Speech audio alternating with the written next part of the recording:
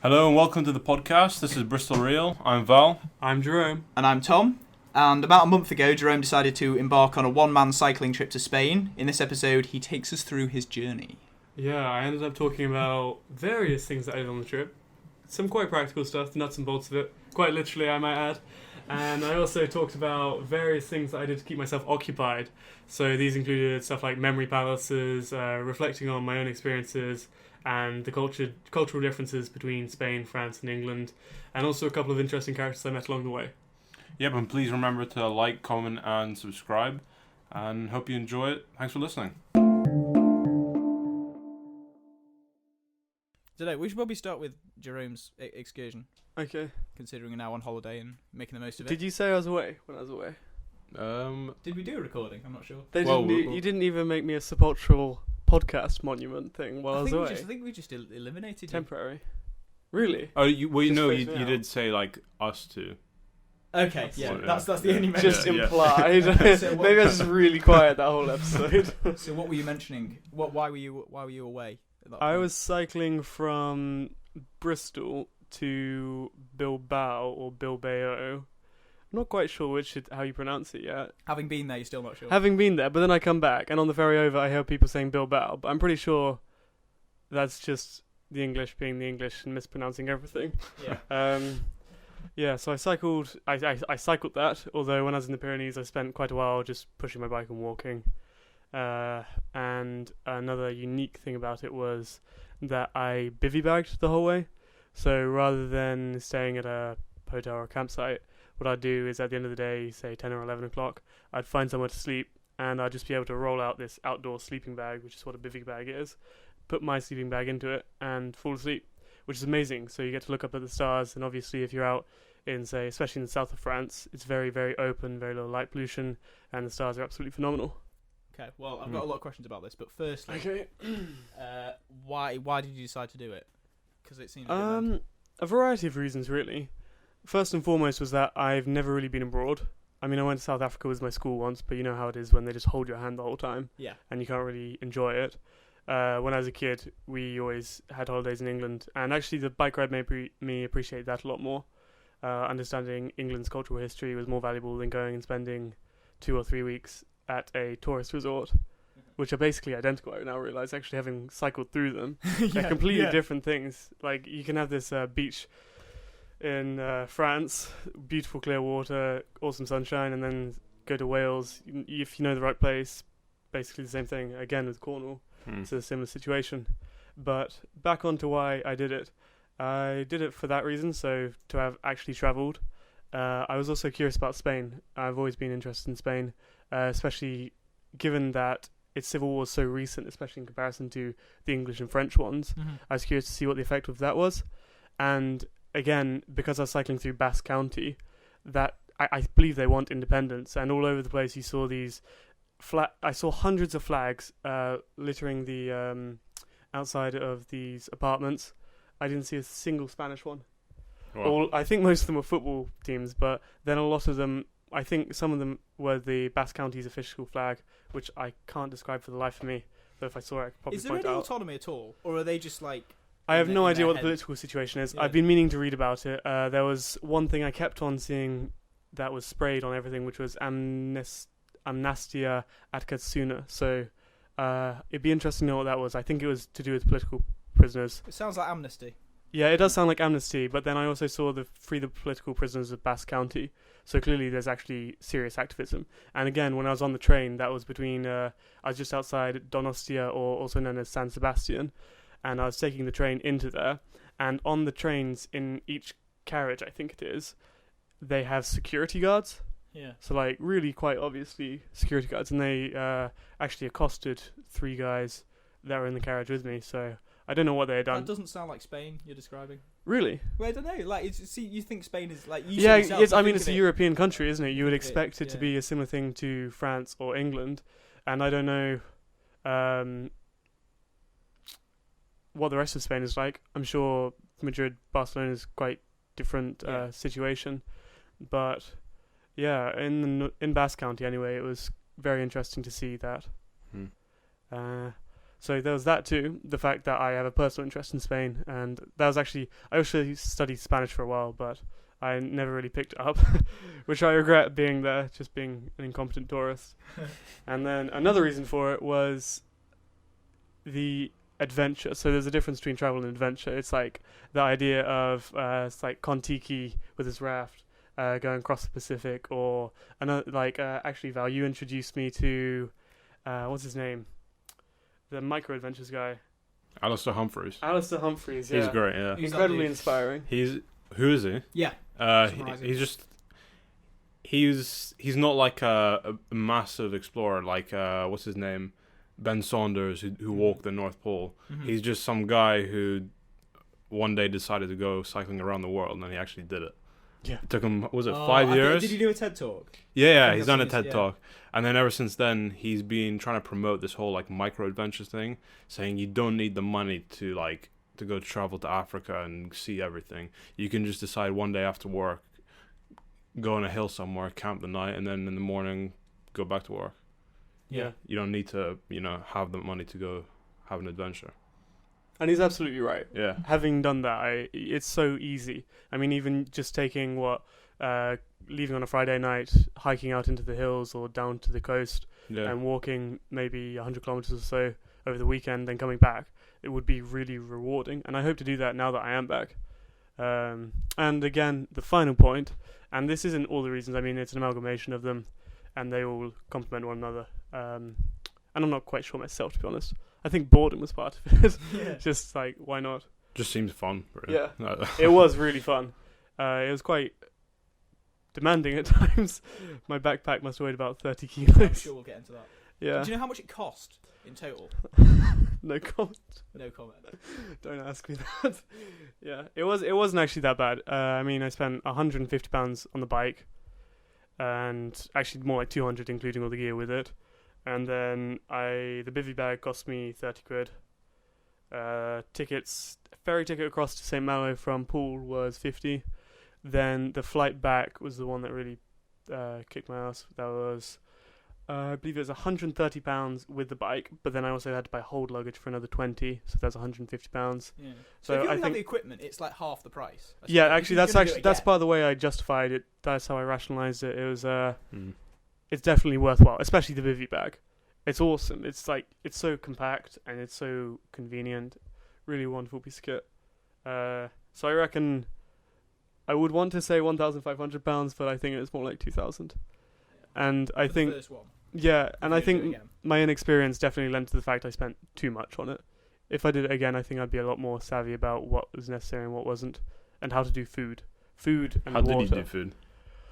Most of the time, I would try and buy for 3 days, but I'd end up buying for one, or I would just go into the store and buy as many bread rolls as I could, because I didn't have very much space, so I couldn't do it for long, and fresh fruit and stuff, whilst really good if you eat it there, and even 1 or 2 days it's alright, but by the third day it's usually gone, Yeah. and you don't have refrigeration or anything, which makes it difficult, so it does get expensive like that, and that was one of the really difficult things with it, and you don't really want to be carrying around liquids that aren't water, because if they leak, actually I had some milk that leaked, which was obviously not very nice if you're in the heat. Yeah, so it was difficult to do, as was water. There was one day I remember when I think it was on the 15th day, I was at the base of, it was actually just outside Donostia San Sebastian.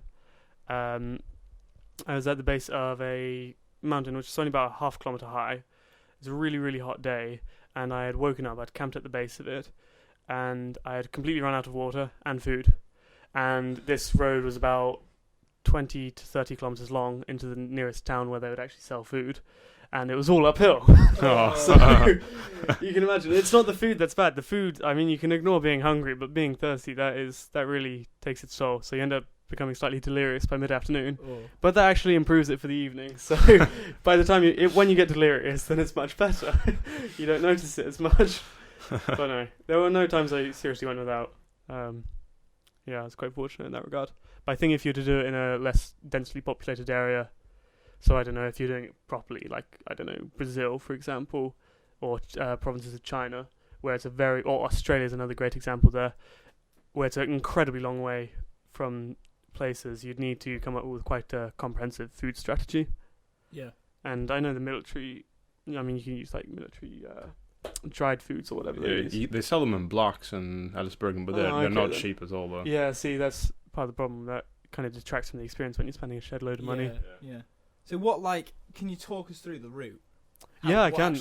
Like, if you showed me a map, I could actually probably draw a line all the way, every single road down to like the smallest back road. That's it becomes that deeply. Actually. When I've gone on runs and I've like before we had GPS things, I've mapped it to see how long I ran. Mm-hmm. It's amazing how well you can remember that. Yeah. As an aside. Yeah, that's actually comes into a book I was reading while I was away, and human development. So obviously, if we were hunter gatherers, 100,000 years, 50,000 years ago, whatever, then that would be something. Navigation skills would be absolutely crucial.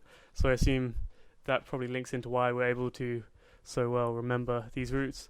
But anyway, onto the route itself. I left Bristol, then I cycled through Bath, Frome, and I want to say not Shaftesbury, Salisbury I think it was, all the way down to Poole. That was about 100 miles. That took me 2 days. The first day I only did about maybe not even 30. Bristol and, I mean, Somerset itself is actually a bitch to cycle in, even compared to the Pyrenees. Funnily enough, there are some truly brutal hills, and it was quite hot, and I wasn't very fit. So, yeah, several times I thought, fuck it, just turn back, please turn back. But no, it was definitely worth persisting with that, as much as I was a bit of a wet wipe. So then the second day, I did 70 miles. That was down to Poole.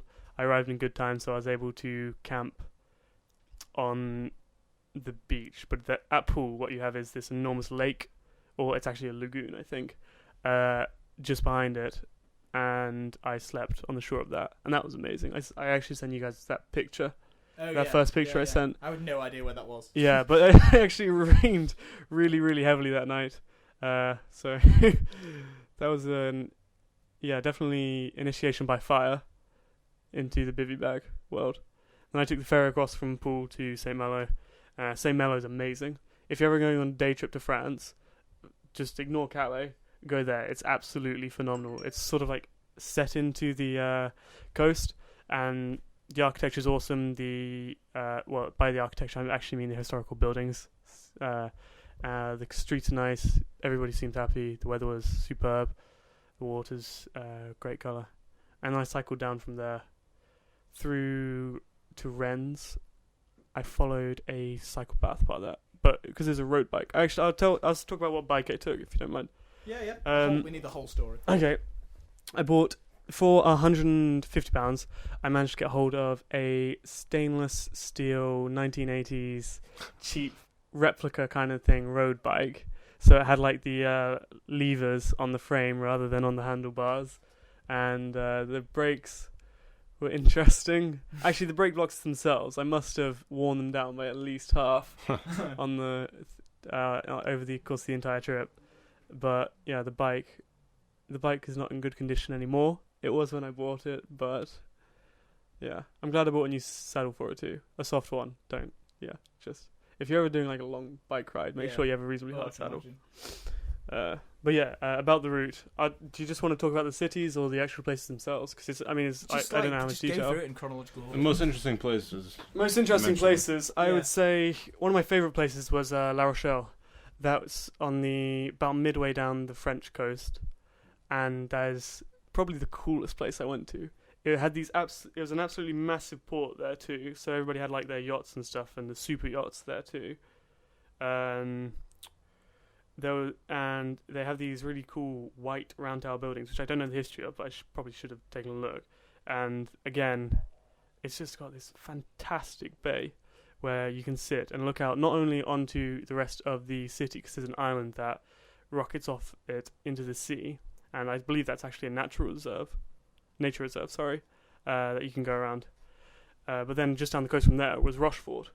And cycling between the two of those was amazing, because you had this really, really long street just running for quite a long time down the coast there, and it was all just kind of like, if you were to imagine a hot country and imagine the lovely weathered houses, not dilapidated or distressed condition, but just where the paint's nicely worn, and everybody seems really relaxed, and you have there are trees with fruit on them lining the roadway, not many cars either. It's just really, really relaxed place, and just sat there for a while, and the sun was shining.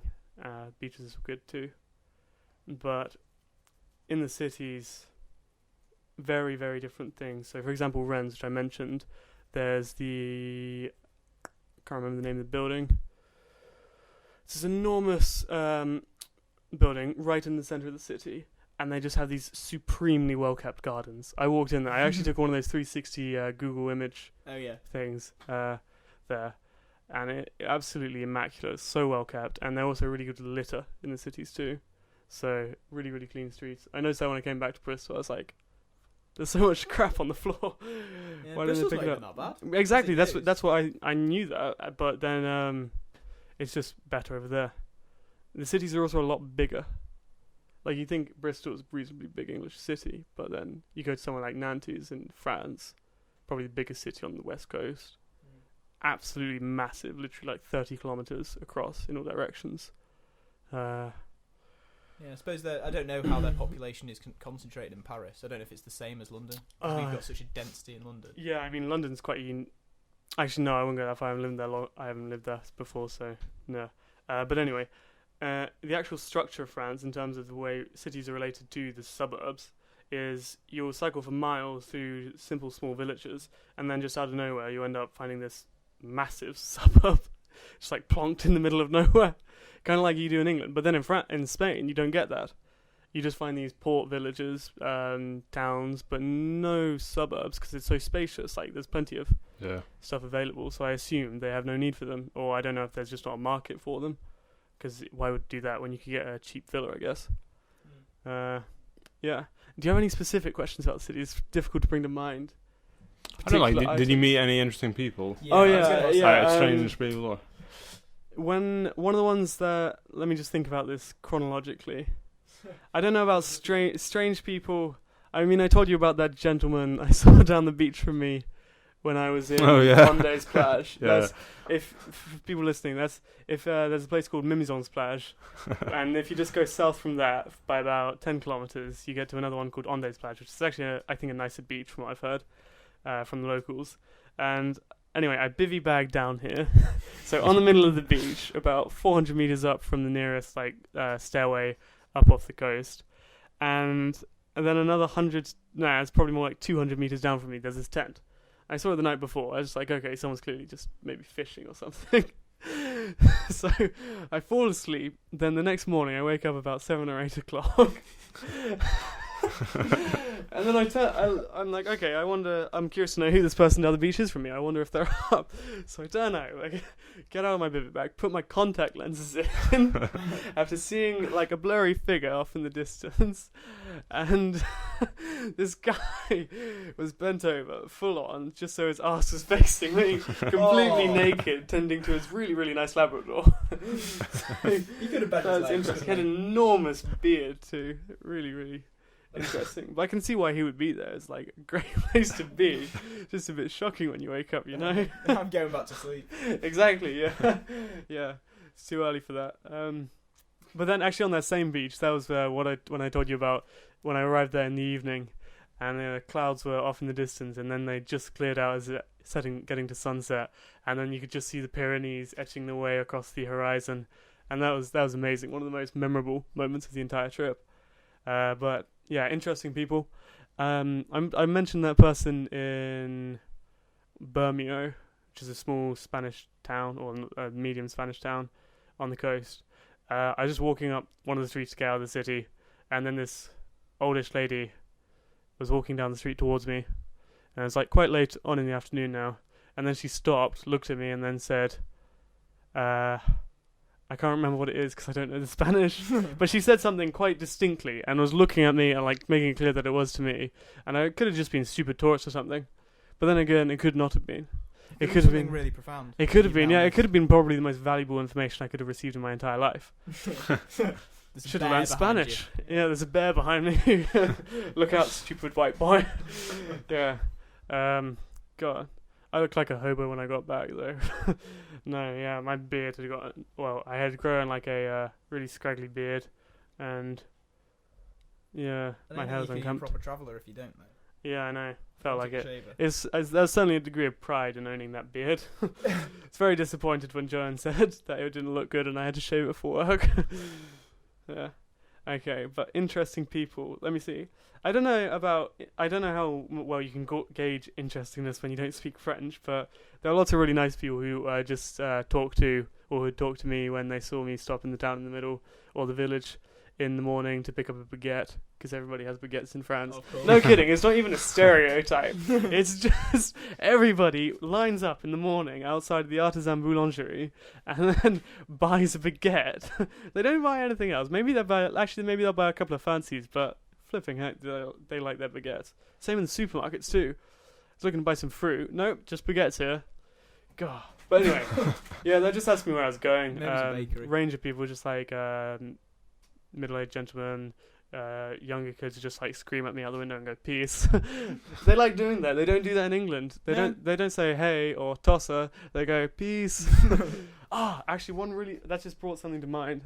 Just outside when I was just outside of Rennes, so the other side of it, on the south side, just outside an industrial park, just lying down to have a rest, like completely knackered from trying to navigate through the city, and then I hear this really, really loud sound, like hugely loud engines, and I was just falling asleep, so I was like, okay, just ignore it, fall asleep, and then people start honking, and so like, whoa, what's that? And then I turn around, and I see at least 500 motorcycles ride past quite slowly in like a massive formation.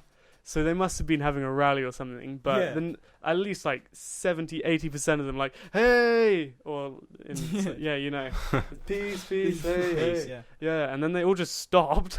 So I cycled down amongst them and just took a look at all their bikes, but they were really friendly. That was quite amazing actually. They're a really, really interesting array of bikes. Like you had these enormous, like armchair style, the massive ones, almost like sort of like cars actually. But then you had all the way down to like mopeds. Oh yeah, mopeds. Very different culture to in England. If you use a moped and you're an old man or a middle-aged person in Spain or France, they don't mind. It's just like, yeah, whatever. Whereas in England, they seem to be exclusively the vehicle of choice for a certain culture. I think mopeds are great. I mean, if they're not electric, are they? Or can you get electric mopeds? I assume so. Yeah. But Vespers are so cool. Yeah, that's true. That would be one to own, wouldn't it? But yeah, it seems like loads of kids in the countryside all have motorbikes. But I mean, that's a similar sort of thing. Yeah. Did you meet anyone else doing the same thing? I imagine you. Yeah. Actually, yeah. Those are some of the really valuable moments when you'd be cycling along. And then in the distance, you'd see someone clearly overburdened with their bags, like pannier bags, all of that, seriously tanned. Maybe one really good guy I saw when I was just outside a pool, he was so tanned, like chestnut coloured, glasses, massive beard again, grey flowing hair out the back. And we just both started laughing as we were cycling towards each other and waved to each other and just said, hey. So it is a thing that's like it's a popular thing to do. Yeah, I mean, I was also every so often they have France is really good because it has a route called the Velo Odyssey or the Eurovelo 1, and that runs all the way down the coast to, I think it actually runs to Pamplona, but I didn't go to Pamplona. And so you see people going along that, but it's the ones where you see, I don't know, a hiker or something, and they have a bivvy bag too, and they have all the kit on their back. That was really valuable, especially if you've had a long day and you're feeling a bit down. It's just great to know that you're not the only one stupid enough to do it. Gosh, I'll continue thinking about the interesting people thing though. You had a lot of time alone. Yes. You didn't say how long it was. Yeah. I didn't say how long it was, did I? Well, the route was 1,300 kilometers, and I was away for 2.5 weeks, so 17 days. Yeah. So for those 17 days, like, what kept you occupied whilst you were cycling along and you didn't see people? Did you come to any radical conclusions about life? I don't know about radical conclusions. I think it was quite the opposite, actually. It was really good. If you have that kind of time to yourself, then it gives you that opportunity to set that baseline that you feel comfortable with, and you recognize what you do and don't think is acceptable and how you'll try and conduct yourself, and again, the books I took with me influenced my thinking a lot on it. But one of the really important things I came to, and I was talking to Val about this the other day actually, was the awareness of your own consciousness and the ability to direct your focus and to keep a close eye on what you are and aren't thinking about. Because before I left, I recognized it, but I just couldn't do anything about it. I really struggled to try and focus my mind, to dispel thoughts, to identify exactly what it was I was thinking about. I think they call this mindfulness, don't they? I want to avoid that kind of that's the brand. that language. Exactly, it's the brand, and that's one of my problems with it, because you don't want to have a brand with it. You just want to try and make it clear what you're trying to express. Whereas if you say something like that, people immediately stamp it like, I don't know, weirdo, and just stop listening to you. So, yeah, I guess you could call it mindfulness, but and it works. Val was right to say you should try meditating, and that definitely helps. So you just think, and you look at what you're thinking, and then I don't know, if you want to try and train it, you just say, okay, I'm not going to think about that, and you focus on perhaps your breathing if you're doing Zazen meditation, or you can also focus on your emotions if you're doing another one, which I can't remember the proper language for. Transcendental meditation. Transcendental meditations, and I think that's one where you can. I think you can either choose to concentrate on your breathing. Yeah. But at the same time, when they say when you do the courses, what they do is they will come up with this, it's a word but not an actual word, and you just have to repeat it. Okay. Constantly. Yeah. And then eventually. You have to say it out loud, do you? No. You can say it in your mind if you want. Yeah. But you just keep on saying it, and then it helps. It does the same effect as just concentrating on your breathing. Yeah. So at the moment, I'm just counting my breathing, and that helps to remain focused on it. Although when I was doing it whilst away, I was literally just doing the thing where you identify that you're thinking a thought, and then you say, okay, you acknowledge the thought, and then you just let it go, and it's really rewarding actually. At first, you feel a bit impatient and fidgety, or I did anyway. Yeah. And then after about 5 or 10 minutes, you actually, it's almost like I describe it as kind of like a drug-like experience. It's very, very odd when you focus on what's actually going on, not only inside your body, but also around you. So another thing I did to keep myself occupied is I would attempt to focus exclusively on either what I'm seeing, or what I'm hearing, or what I'm tasting, or what I'm So you actually smelling. kept your eyes open, and that worked?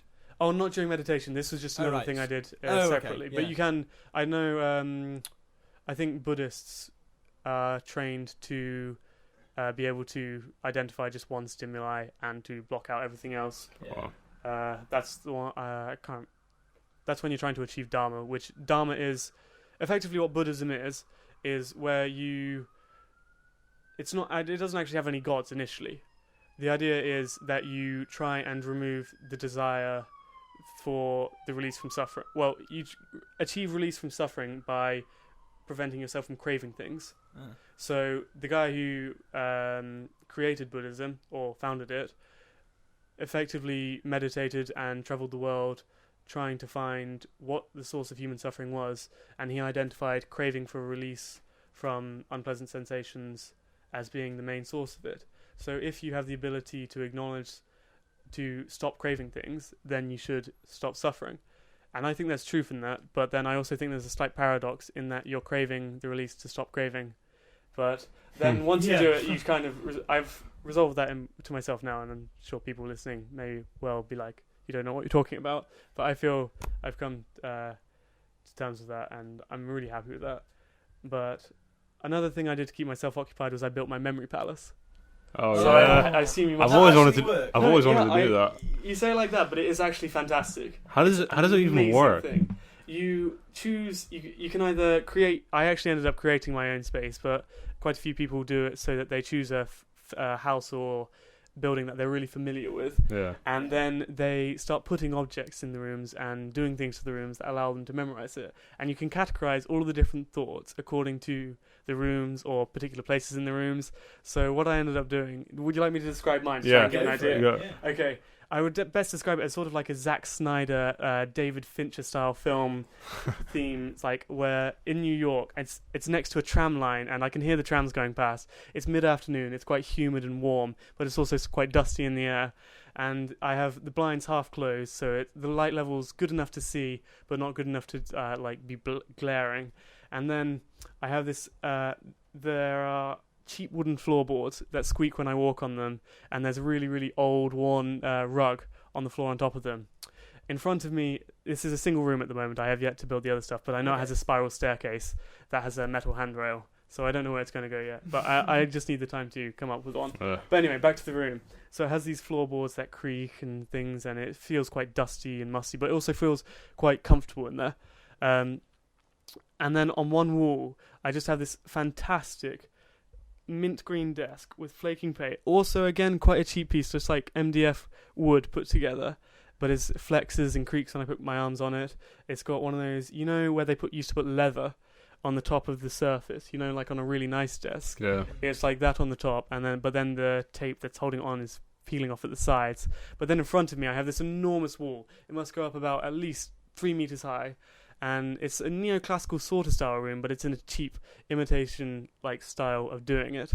And so you're talking like those little ornaments on the plaster on the roof, and it's got it's white paint, but it's quite well weathered. But then it's got a banister in the middle, like one of those skirting things, and then it's wood beneath that. But anyway, onto the wall in front of the desk itself.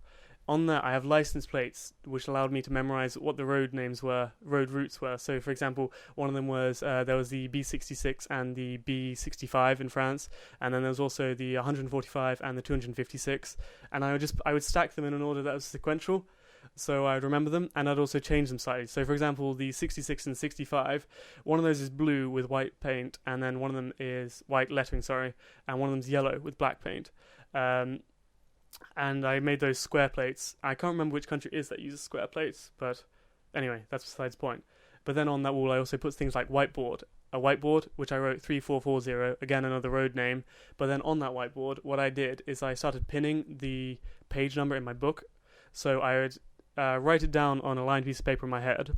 I would tear it off, and then I'd pin it into the whiteboard. And the very act of pinning the whiteboard itself helped cement that memory, because it seems like an odd thing to do.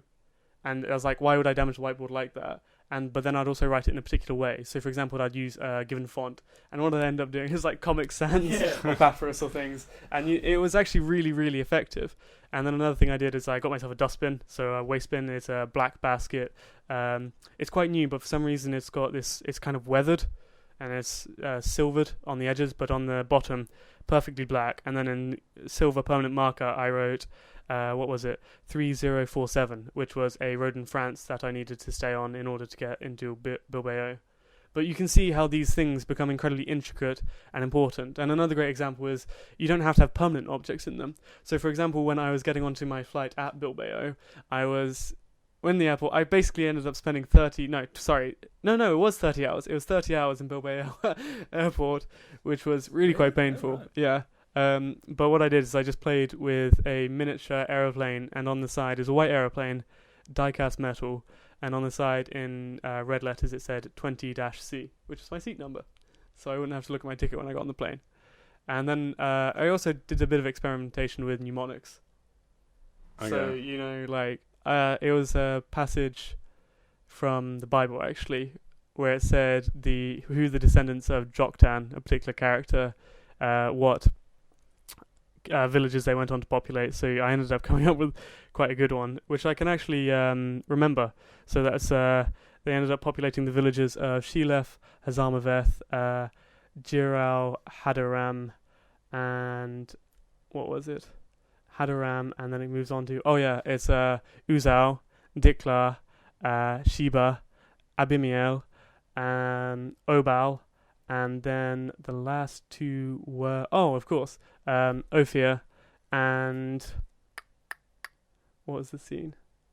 It's Ophir and Havilah.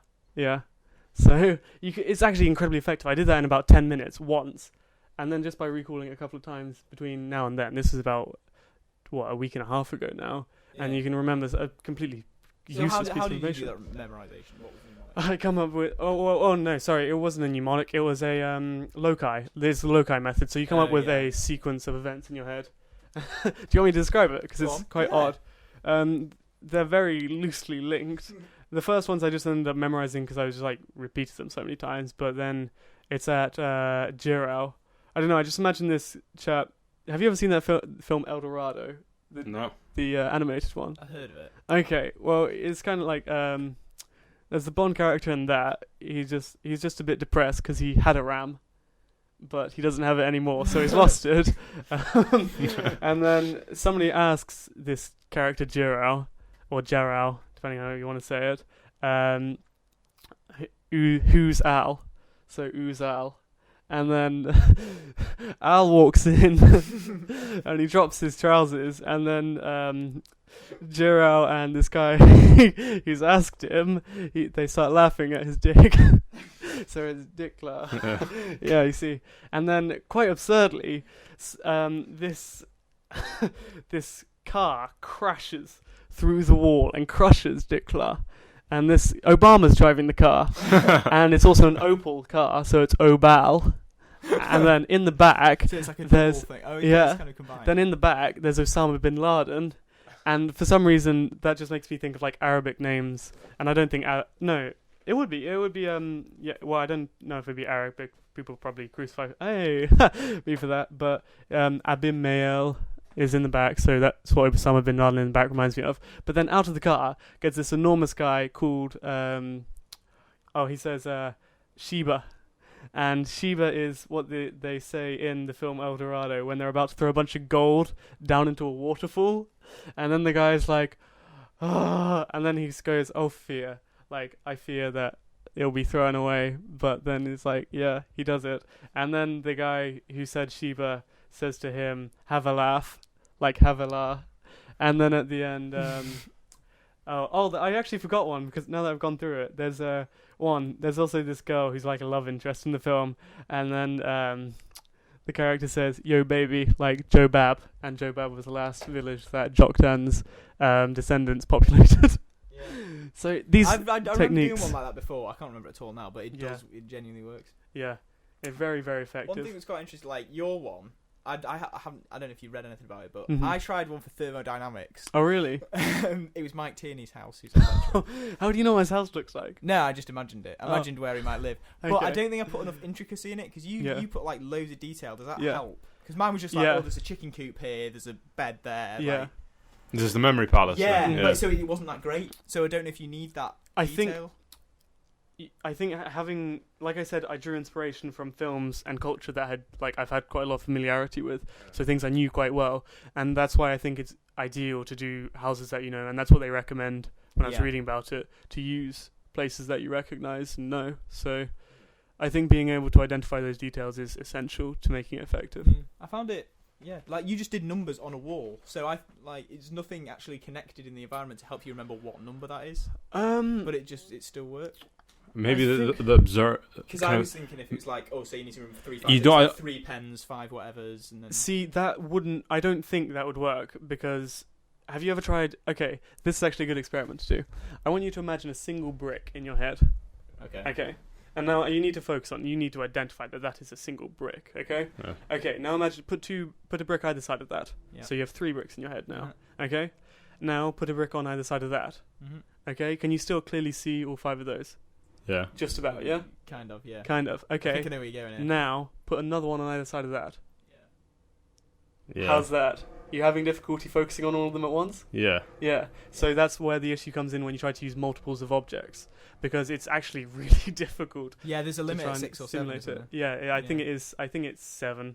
My GCSE psychology, I think, told me that. Yeah. But that's why it doesn't work. That's why they do phone numbers the length they do, I think. Really? Oh, okay. That's interesting.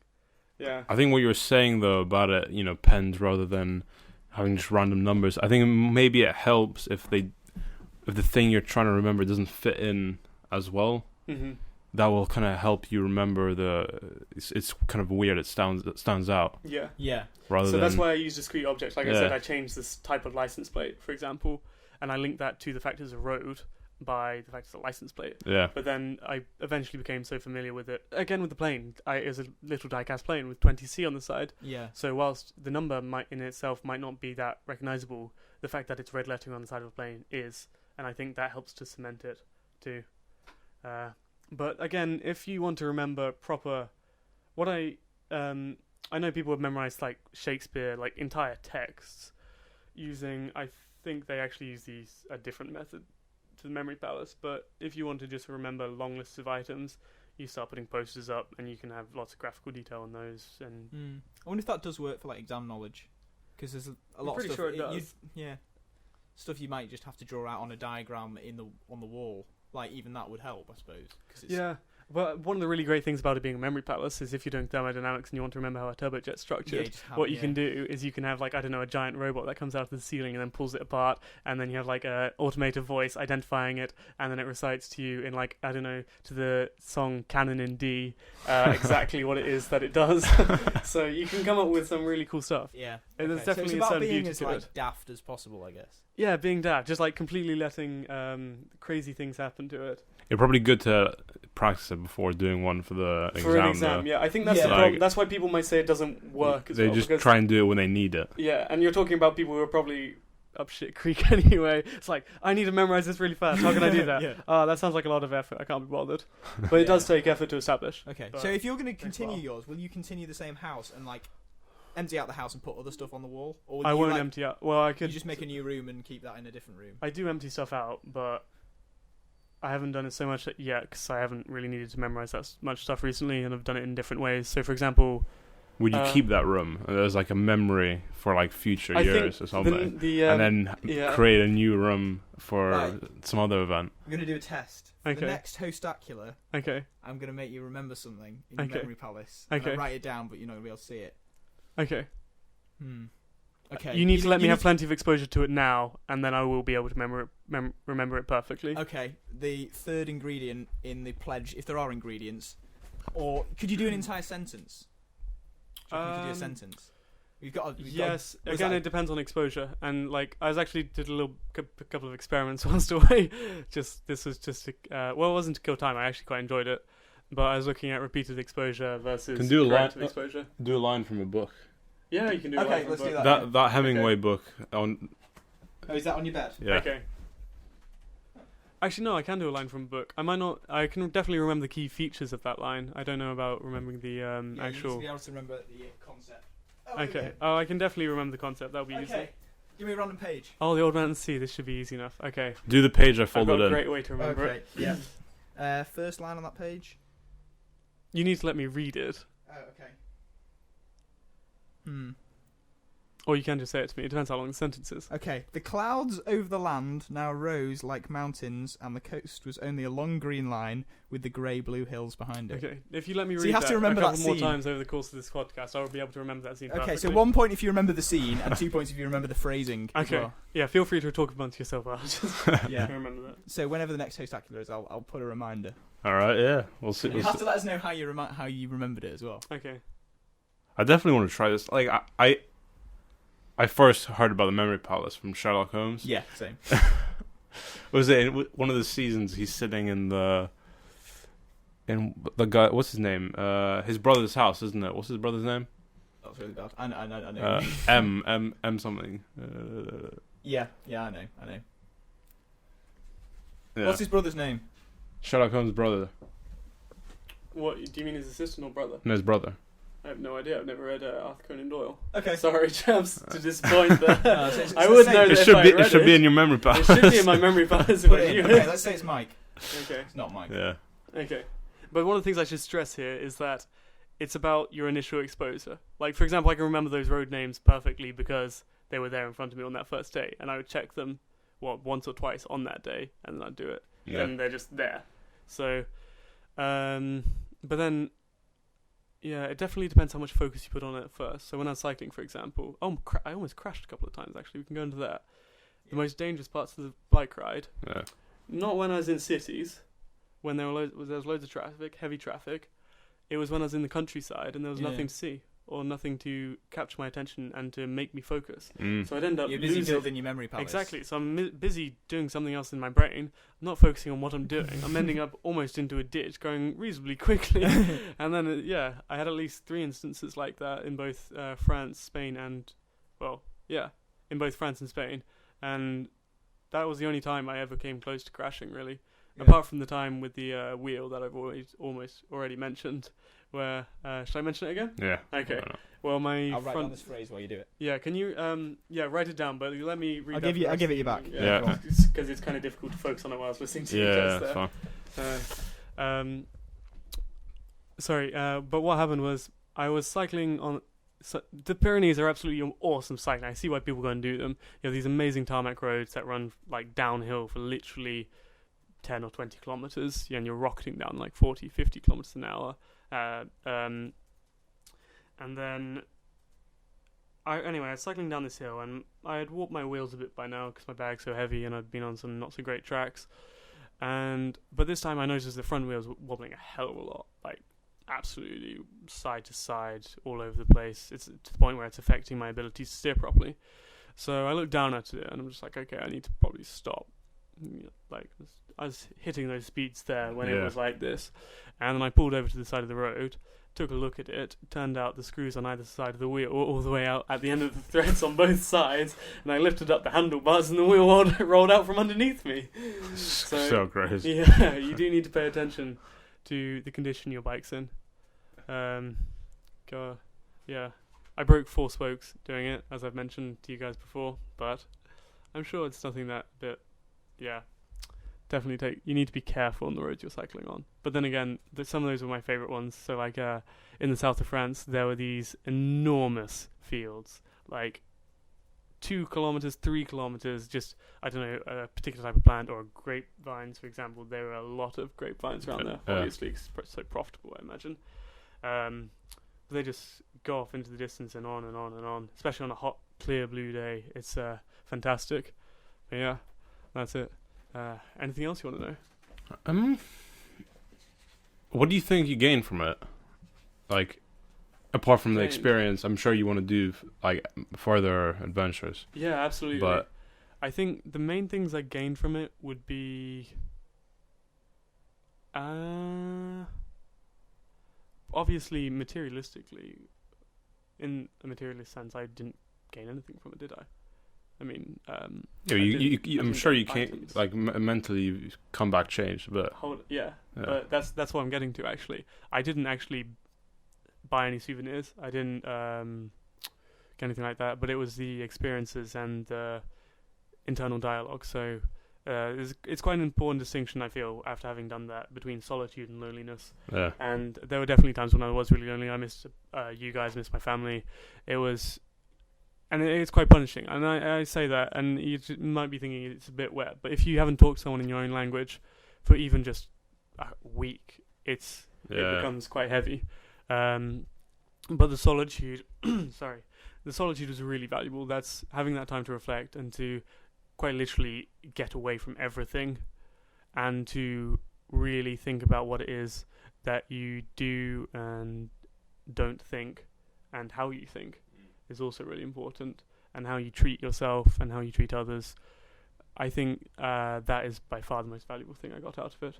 Mm-hmm. Do you think it required you to go on something like that, or do you reckon you could have dedicated a few evenings to doing it? I don't think you could do it sat in your room. I don't think you need to go to the extent where you need to actually go to a foreign country. You could definitely do it in the UK. Yeah. I think that type of experience where it's just so different to everything you've ever done will help do that. Yeah. Well, I think that Zara said that last one when we interviewed her. Exactly. A lot of the opinions she has now came as a result of going to South America, I think. Mm-hmm. South America? Or somewhere. Oh, where'd you go in South America? Spain. Oh, okay. She wants to go to South America. Yeah. So it's that travel, actually. Mm-hmm. Yeah, actually, I think you're right there, Val. It's sort of like take, for example, when you read a piece of literature, you've been told so many times that this book is important, that it tells you important things, so you're looking out for them. And if you do an adventure like that, you're looking out for that sort of development. And yeah, I think definitely contributed to it. So with something like that, it actually is a deliberate decision. Like they say with creativity, if you're trying to think of an idea, you can't. But if you're trying to think things over in your mind, does it actually helps to acknowledge that you want to? Yeah. I suppose. Well, I mean, that's what you're doing, aren't you? So you're focusing on your thoughts. It's a different thing. Yeah. I'll read this afterwards and then I'll get it up. I've already got a pretty good way of doing it. So. Do you think you will use a memory palace for next year for I really revision like stuff. using it, and as you can tell, it's quite a nice place to be and like spend time in. But I mean, there's a limit. revision-wise- There's a limit to what kind of things you can use it for. Like, Exactly. Yeah. I mean, the way I've always done revision before is it's usually a causal connection. It's quite easy in something like engineering or physics, where you just say, "This is first principles." Oh, that's kind of obvious then. yeah. Where you can go from there. So Yeah. you don't actually need that. It sort of hands itself to you if you just remember that one piece of information.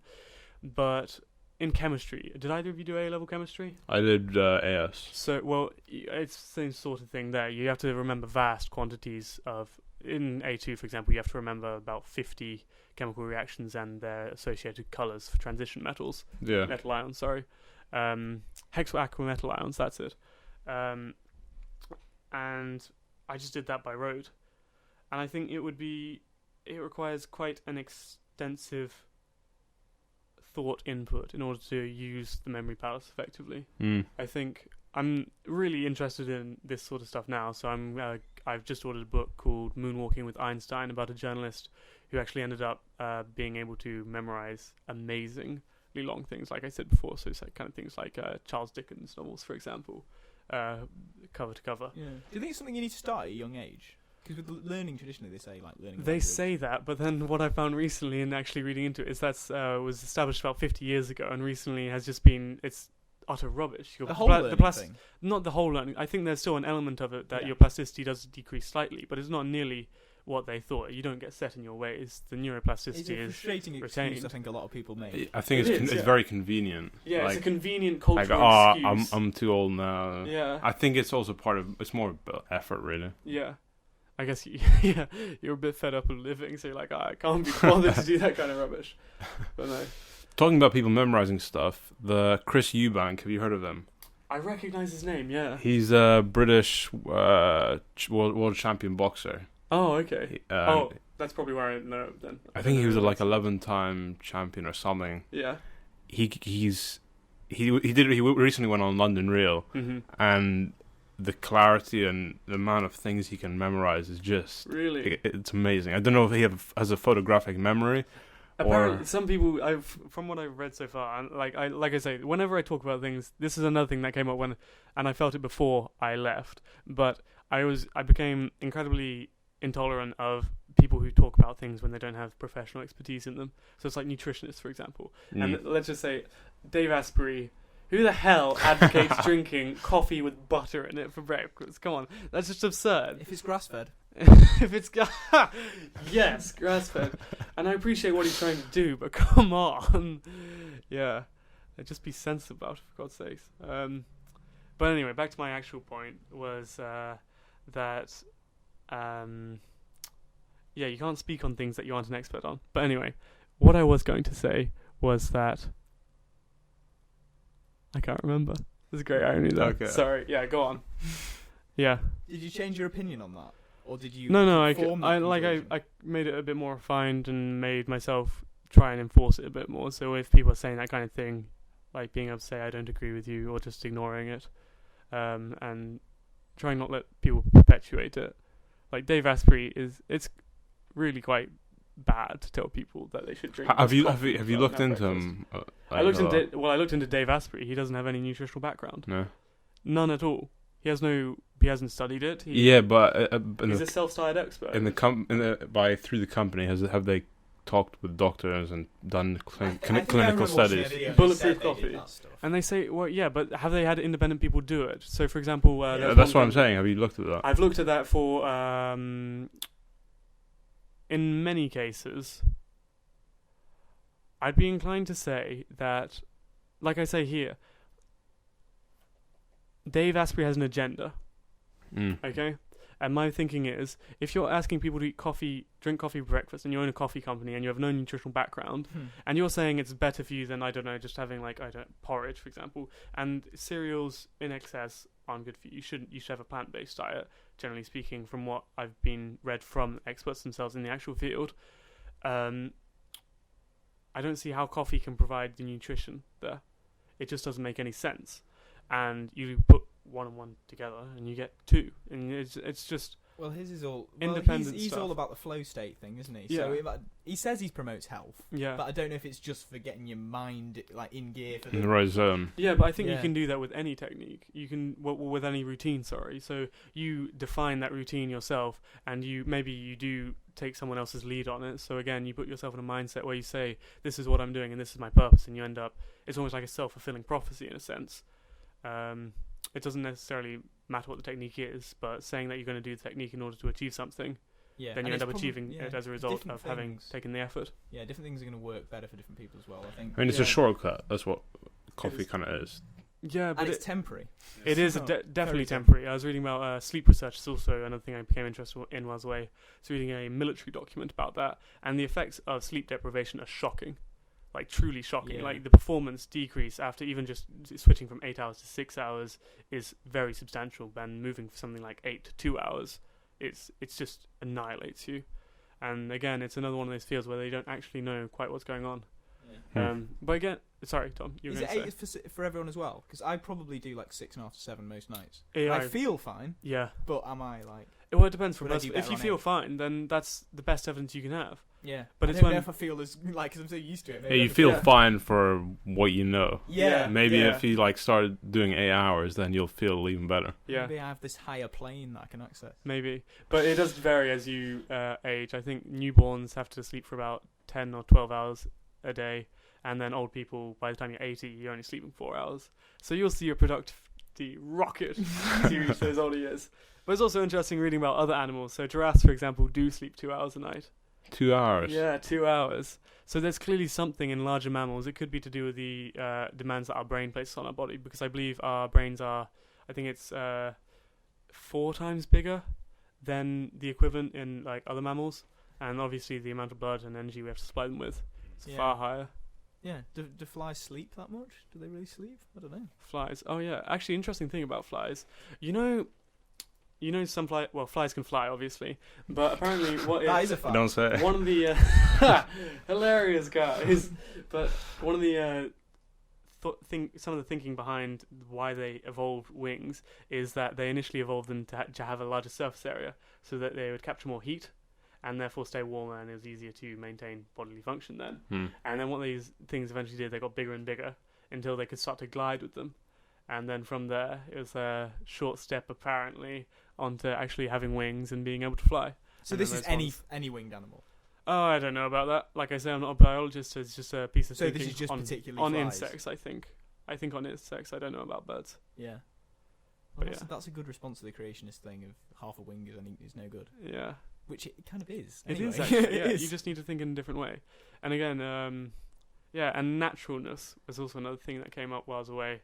And I was just thinking, if it's there's this theological thinking of natural where it's what God intends, and that's just completely arbitrary. Anybody can define what that would be. But whereas natural is actually what can be. That is truly what is natural. That's what natural laws are. They're what they allow. So, for example, if I were to, I don't know, use my head in a rotational motion to change direction while swimming, for example, and I chose to do that, that would be perfectly natural. And it's just one of those things where people argue, oh, that isn't natural, like, especially in the case of gay marriage or gay sex. It's just like, it doesn't really make any sense. And then patriarchy and matriarchy in society, again, that natural argument where men are superior. I don't know, well, look at bonobos, for example. That's a matriarchal society. But yeah, that was a bit of a rant. Again, sorry about that. That's exactly what we want. Good. I don't know if we've got much more to say, but if for anyone who's gonna do the similar thing, have you got any like major tips? Yeah, I have. Get pannier bags. Don't try and use a massive rucksack. That was really, really difficult. That was one of the most difficult things. Your back aches so much after a while. What bags you said? Are they the ones that go? You know, you said get something. Pannier bags. They What go are they? inside. The They one. go on the sides of the Oh, wheels. okay, yeah. That's a very sensible idea.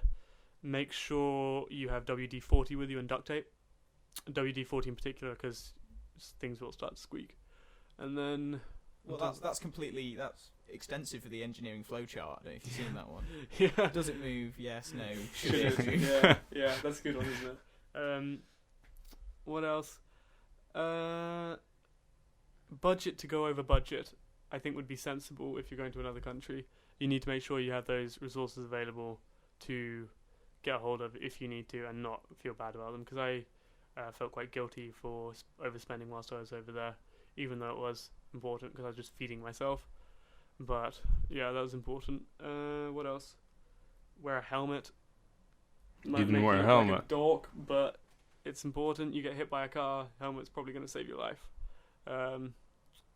I mean, if you're on back roads, like completely empty ones, which there are plenty of in France, you don't need to so much. And again, if you're cycling downhill, wear a helmet because that you're going really fast.